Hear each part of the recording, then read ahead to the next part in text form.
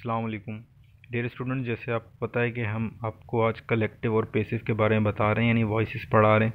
तो आज जो हमने पढ़ा था थोड़ा उसको रिवाइज़ कर लेते हैं। आज हमने आपको प्रेजेंट के बारे में बताया था, प्रेजेंट डेफिनेट एक्टिव पैसिव में कैसे चेंज होता है। ठीक है, तो ये आप वीडियो देखें, इसमें आपका रिवाइज़ भी हो जाएगा और जो स्टूडेंट्स नहीं आए थे उनके लिए भी बेनिफिशियल है।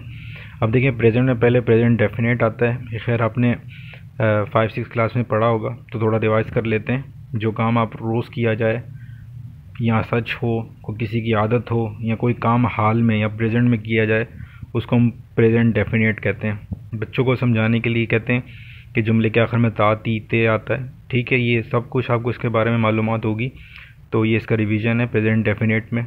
याद रखें, जब मैंने आपको नरेशंस पढ़ाई थी तो मैंने आपको बताया था प्रेजेंट बहुत आसान है, पास्ट भी बहुत आसान है और फ्यूचर भी। जब भी जुमले के अंदर वर्ब की फर्स्ट फॉर्म आ जाए आप समझ जाएं प्रेजेंट है। जैसे ही सेकंड फॉर्म आ जाए आप समझ जाएं पास्ट है। जैसे ही विल आ जाए आप समझ जाएं वो फ्यूचर है। ठीक है, आप समझ लें जो वर्ब होता है वो रीढ़ की हड्डी होती है किसी भी टेंस की, किसी भी सेंटेंस की। वर्ब की first form present, second form past, will आ गया फ्यूचर है। ठीक है, तो ये बहुत सिंपल है, ये मैंने आपको नरेशंस में सब बताया हुआ है। ठीक है, चलिए थोड़ा आगे चलते हैं। यहाँ देखें, इसमें एक्टिव वॉइस में जैसे हमने लिखा है हम रोज़ 500 रुपये कमाते हैं। ठीक है, इसमें देखें हम रोज़ 500 रुपये कमाते हैं।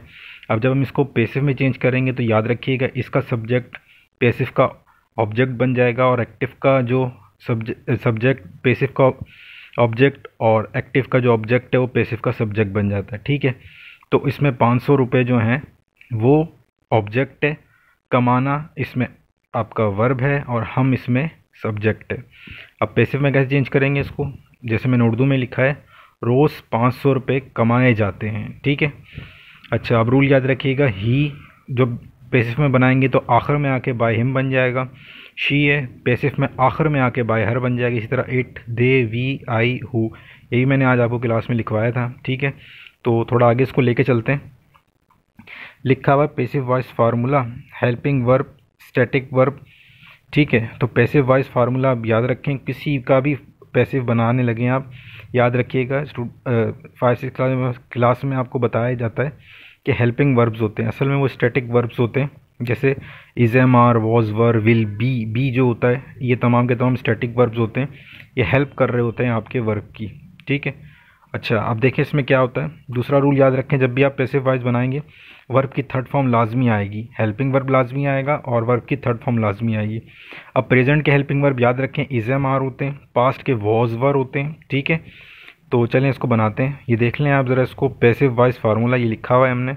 हेल्पिंग वर्ब जिसको स्टैटिक वर्ब भी कहते हैं, और वर्ब की थर्ड फॉर्म लाजमी आती है। पैसिव वॉइस जब भी बनाएंगे वर्ब की थर्ड फॉर्म किसी न किसी सूरत में आएगी। ठीक है, अभी हम प्रेजेंट चल कर रहे हैं, आगे जाएंगे तो बताएंगे, अगर इसमें कोई डिफरेंस आता है तो वो भी आपको बताया जाएगा।